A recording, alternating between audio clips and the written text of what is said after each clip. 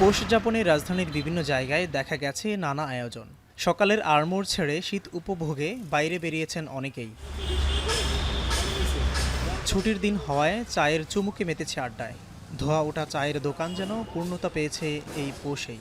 এই দেশে শীত তো অনেকটা কমে যাচ্ছে, তারপর এখন শীত পড়ছে, একটু ভালো লাগছে এবং এটা আমরা এনজয় করছি। রাজধানীতে মাটির উনুনে ভাজা পিঠা পাওয়াই দুষ্কর, তারপরেও এই পিঠার দোকানে দেখা গেছে গ্রামীণ আবহ। এই শীতের ভিতরে আসলে পিঠা খাওয়ার মজাটা আসলে অন্যরকম। আমি বড় হওয়ার পরে এরকম শীত দেখি নাই, তো ভালোই লাগছে। কেউ কেউ শহরের পার্কে জড়ো হয়ে খুশ গল্প আর কিছুটা ব্যায়ামও সেরে নিচ্ছেন। শীতের সকালটা আসলে সবাই উপভোগ করতে পারে না এবং সেটা খুব সুন্দর একটা সকাল হয় শীতের সকালটা। আজকের আবহাওয়াটা আমার কাছে খুব মিষ্টি মনে হয়েছে, কারণ আমি 10-12 জন একসঙ্গে হাঁটি।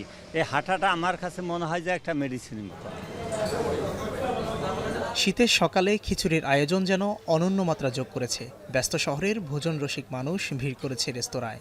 আজকের যে ওয়েদারটা, সে ওয়েদারের সাথে আসলে অ্যাকচুয়ালি খিচুড়িটা মোটামুটি পারফেক্ট যাচ্ছে, এই কারণেই আসে আর কি। এদিকে আবহাওয়া অফিস জানিয়েছে শুক্রবার দেশের এবং এই মৌসুমের সর্বনিম্ন তাপমাত্রা তেঁতুলিয়ায় 8.3 ডিগ্রি সেলসিয়াস। ঢাকাতে গতকালকে সর্বোচ্চ তাপমাত্রা ছিল 16 ডিগ্রি এবং সর্বনিম্ন তাপমাত্রা ছিল 13.8 ডিগ্রি। রংপুর বিভাগ সহ রাজশাহী বিভাগের কিছু কিছু জায়গায় এবং কুষ্টিয়া অঞ্চলের প্রতি মৃদু শৈত্যপ্রবাহ বয়ে যাচ্ছে। দেশের উত্তর পূর্বাঞ্চল এবং মধ্যাঞ্চলে 1 থেকে 2টি তীব্র শৈত্যপ্রবাহ, মাঝারি থেকে তীব্র শৈত্যপ্রবাহ, যেখানে তাপমাত্রা 4 ডিগ্রি পর্যন্ত আসতে পারে। শুক্রবার রাজধানী সহ দেশের বিভিন্ন জায়গায় শৈত্যপ্রবাহ চলমান রয়েছে, তবে শীঘ্রই তাপমাত্রা বাড়ার আভাস দিয়েছে আবহাওয়া অফিস। মিয়া আমিরুল, এখন ঢাকা।